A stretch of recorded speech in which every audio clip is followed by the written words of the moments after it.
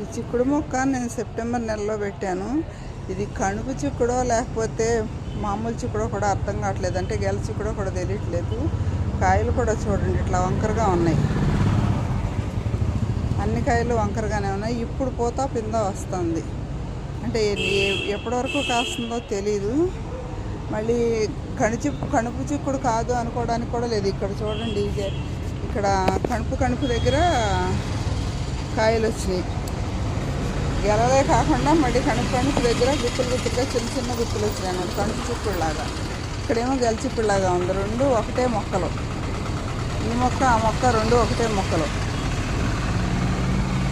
ఇదిగోండి ఇప్పుడు బాగా పూత వస్తుంది. ఇదిగోండి, సెప్టెంబర్ నెలలో పెట్టాను. ఇప్పుడు వస్తుంది బాగా పూత. అంటే ఇది మార్చి ఏప్రిల్ వరకు కూడా కాస్తుందేమో అనిపిస్తుంది నాకు చూస్తుంటే. బాగా అప్పుడు కాసినంత బాగా కాయకపోయినా మొత్తానికైతే కాస్తుంది. మార్చి ఏప్రిల్ సెకండ్ వీక్ వరకు కాస్తుందేమో అనుకుంటున్నాను.